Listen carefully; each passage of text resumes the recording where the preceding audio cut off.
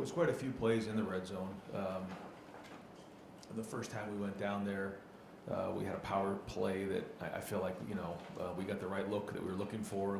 We didn't execute that very well, and quite honestly on the second one, on the third pass there, it was a kind of a 50-50 ball and man-to-man. I thought the protection was good, but that's playing in the red zone.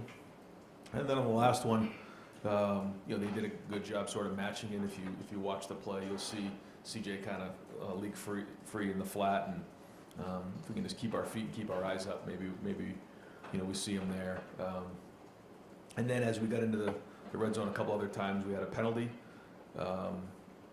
but quite honestly, there was one where we didn't motion the guy over.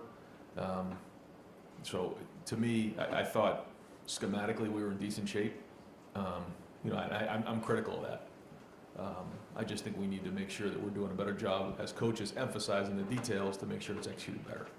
Because ultimately, it's always the coach's responsibility. Do you have any update on Benny Christian? He was out last week. Yeah, he should have a full week of practice this week and be ready to have a full game week next week. A couple of times in the first 3 weeks, Tegra's come out, had the penalties on Saturday. How close is Ethan to making that a more even split or pulling ahead right there? What's the evaluation at right guard right now? Well, I thought Tegra did some better things on Saturday, but he did have the 2 penalties. So, we want, really high level of play from everybody. And it's good to have competition and know that, there's guys that, are fighting to get on the field. Tegra's played a lot of football around here. I do think he got better in this past game, but we all know what the expectation is. So we're going to keep pushing him to get to that level.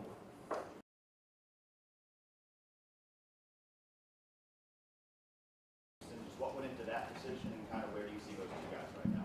Yeah, as you saw, we rolled. We'll continue to roll guys. But I thought Taiwan took a step in the game. I thought he played well.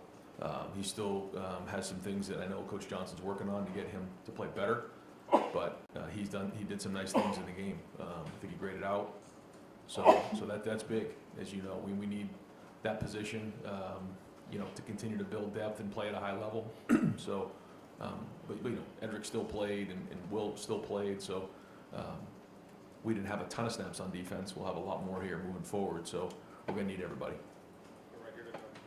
Coach, the schedule's the schedule. Does the bye come at a good time in your mind, and what kind of things will you do this week, and how will you handle the weekend?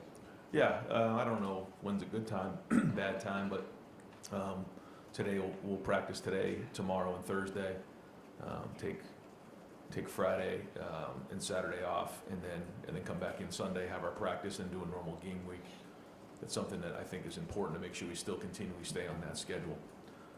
We're going to work hard on fundamentals, on the areas that we need to get better at. We know the next 4 games are going to be a challenge. This will be our first conference game here. This will be our first road game, and 3 of the next 4 will be conference road games. So we have to prepare, to go on the road and play really, really good football. So we're going to look at the first 3 games, figure out the areas that we've done things well, where we need to get better at, take a look at our self-scout tendencies that the opponents will be looking at on our end, and then I do think it's good for these guys to get their legs back underneath them. August was a pretty physical month for us because we had to get ready in week 1, so it's really a combination of all those things. With 5 touchdowns and 40 yards or more so far this season, does it become more tempting to take those shots with the success that you've had? I love taking shots more than anybody, but it's it's not always there. Sometimes they're going to say, we're going to take away the shots. So when they're there, we'll be aggressive down the field, but that's why balance is so critical. Identifying what a defense is doing and then being able to take advantage of that. And we're looking to establish that. We're looking to establish how to win the line of scrimmage, get the ball to our players in space, stretch the field horizontally and vertically.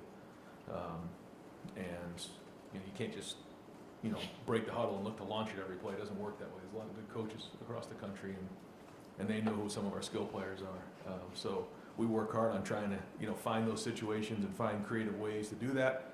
I thought we did a decent job of that with one of the play designs, the one in particular to Jeremiah where we brought Carnell in the backfield, the safety spun, so the middle field safety kind of found himself towards the line of scrimmage, tried to fight his way to get back. Brandon caught his attention and we got behind him on that play. I thought the route to Carnell, was well executed. It was a really good route. We got the look we were looking for. So you don't always get that, and I think it's important for the quarterbacks to understand when we are trying to call a shot if it's there, because there's a lot of other shots that were called that, they were in a shell and you got to check the ball down.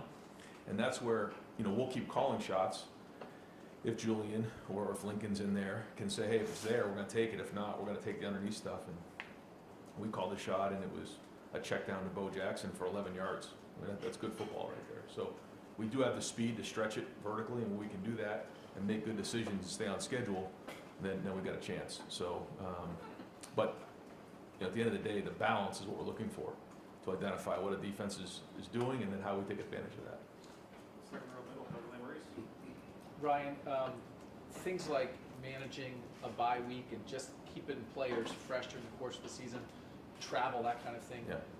How much do the logistics like that affect the football these days, especially in a longer season with the 12-team playoff? Yeah, I think it all adds up. I think everything matters, and to your point, how you handle these things. And we look very closely at last year. Mick and I went through it yesterday, through every single day over the last, or over these 2 weeks last year during this week, what we did on each day, how much in terms of total yards, high-speed yards, the workload, where we were coming into it at this point last year, where we were at this point, where we are at this point this year, and then individually some of the guys as well.